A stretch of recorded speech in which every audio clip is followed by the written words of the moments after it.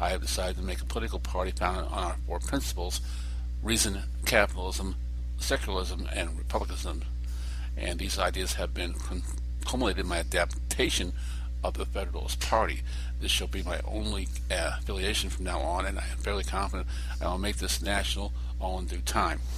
So that I read today, and yes, it threw me for a loop, I must admit.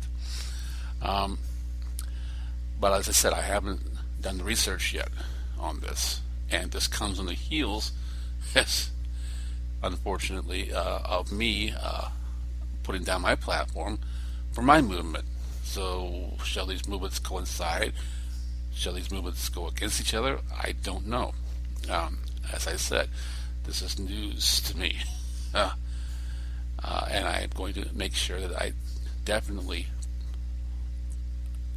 research this carefully, as we both, I think, have good ideas and certainly want this country to move forward. And this sounds radical, but I'm not sure it's that radical.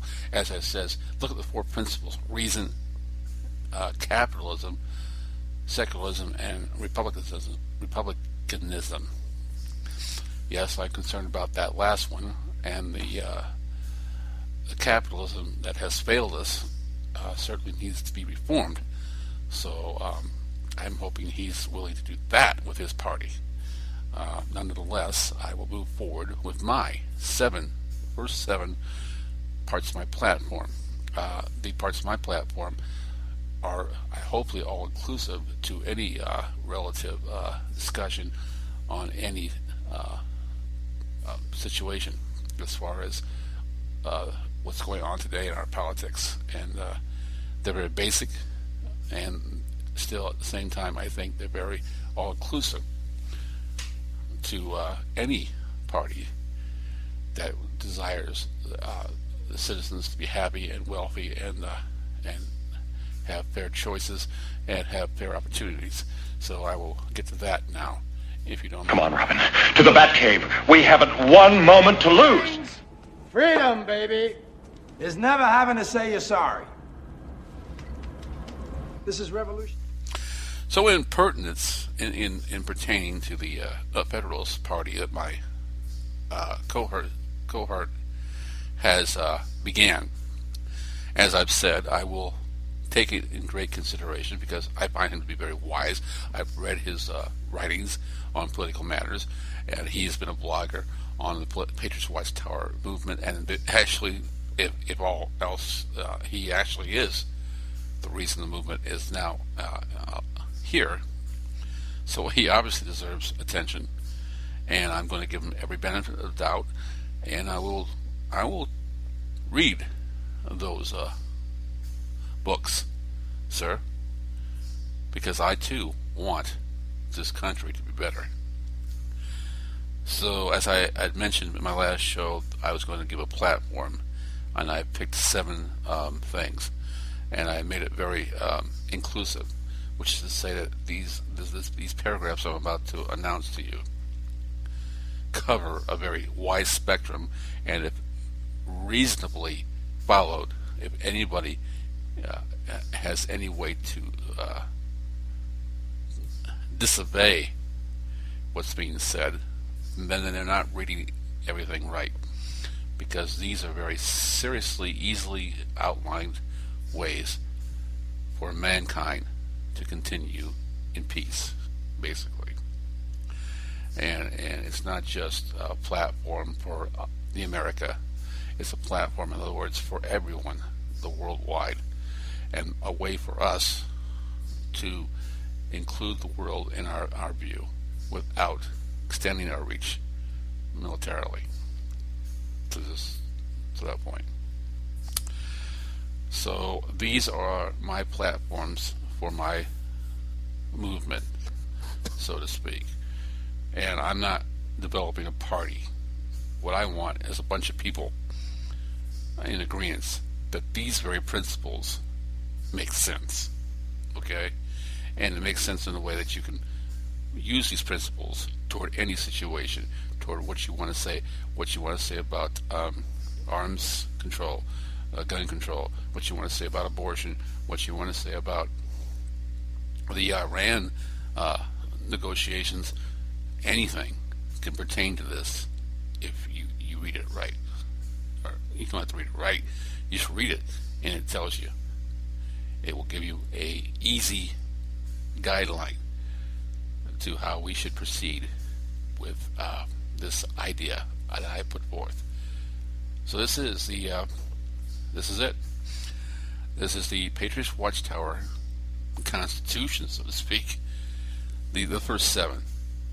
There will be more, I'm sure, and hopefully members of this station who listen to this podcast will have some say in those, and will have some say in what they feel about maybe revisions of the ones I'm about to present forward.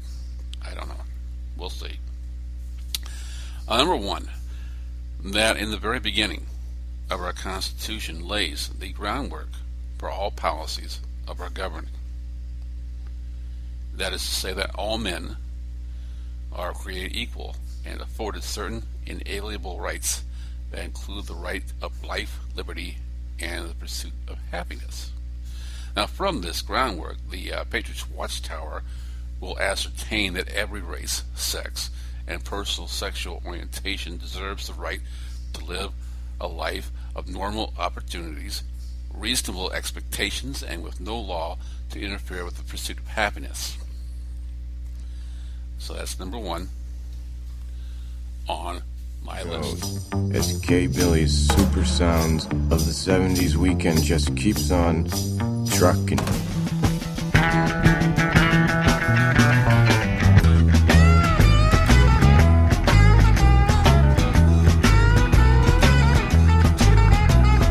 Trucking, got my chips cashed in, keep trucking. Like the Doodah Man, together, more or less in line. Just keep trucking on.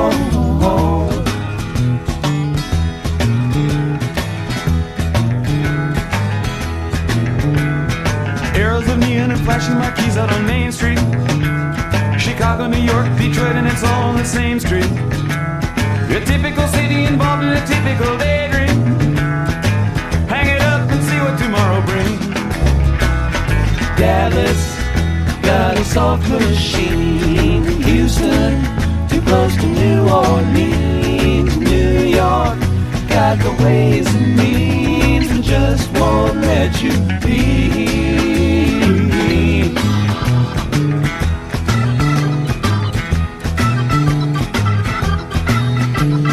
Most of the cats that you meet on the street speak of true love.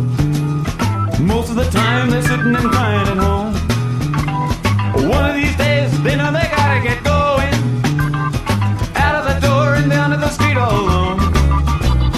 Trucking like the Doodah Man once told me, you got to play your hand. Sometimes the cards ain't worth a dime if you don't lay 'em down.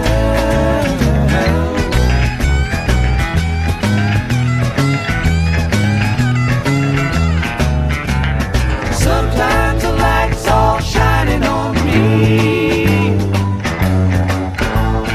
Other times I can barely see. Lately it occurs to me, what a long, strange trip it's been.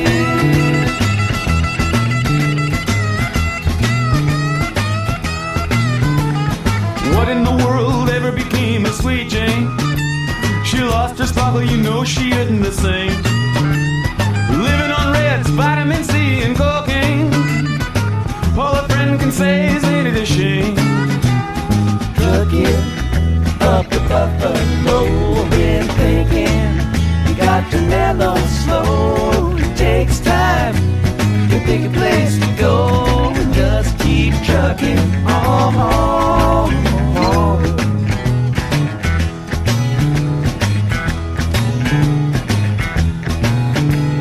Sitting and staring out of the hotel window. the door in again. I'd like to get some sleep before I travel, but if you got a warrant, I guess you're gonna come in.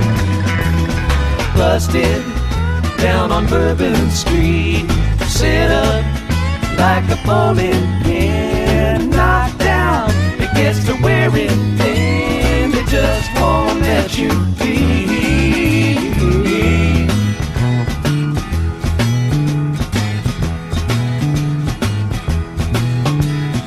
You're sick of hanging around and you like to travel. Get tired of traveling, you wanna settle down. I guess I can't revoke your soul for trying. Get out of the door, light out and look all around. Sometimes the light's all shining on me, other times I can barely see. Lately it occurs to me, what a long, strange trip it's been.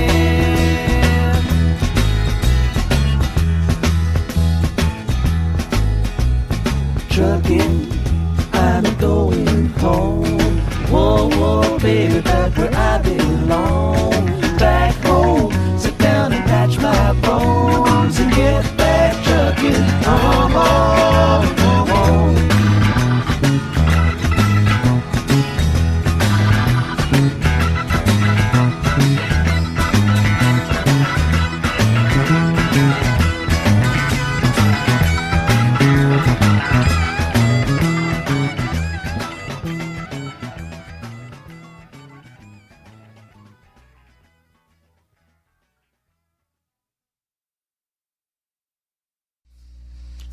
So as I said, this is a groundwork. It's not laws. It's not a mandate, but what I might call a curriculum, a curriculum of ideas that I think, if exercised properly, would pertain to any situation or any law that our government should ever consider. And it does basically pertain to us and how we feel. And I think that I tried to make it very short and sweet. So number 2 goes like this for the Patriots Watchtower platform. That in regard to allowing no law to interfere with such pursuit of happiness, shall any government allow individuals to be disallowed a fair day's wage for a fair day's work by any business, be it corporate, governmental, or otherwise, or be based on sex, race, or sexual orientation. Very short, but it says a lot, I think. It's saying here that, a fair day's work, a fair day's pay. And that regardless of your sex, race, or sexual orientation, a fair day's work, a fair day's pay. So that's number 2, which really is a big part of the platform. And we haven't gone into specifics about how to ensure that a fair day's work gets a fair day's wage, but I think that infers that very idea.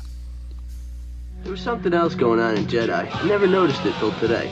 They built another Death Star, right? Yeah. Now, the first one was completed and fully operational before the Rebels destroyed it. Luke blew it up. Give credit where credit's due. And the second one was still being built when they blew it up. Compliments of Lando Calrissian. Something just never sat right with me that second time around. I could never put my finger on it, but something just wasn't right. And you figured it out. The first Death Star was manned by the Imperial Army. The only people on board were stormtroopers, dignitaries, Imperials. Basically. So when they blew it up, no problem. Evil's punished. And the second time around? The second time around, it wasn't even done being built yet. It was still under construction. So? So a construction job of that magnitude would require a hell of a lot more manpower than the Imperial Army had to offer. I'll bet they brought independent contractors in on that thing. Plumbers, aluminum siders, roofers. Not just Imperials. Is that what you're getting at? Exactly. In order to get it built quickly and quietly, they'd hire anybody that can do the job. Think the average stormtrooper knows how to install a toilet main? All they know is killing in white uniforms. All right, so they bring in independent contractors. Why are you so upset at its destruction? All those innocent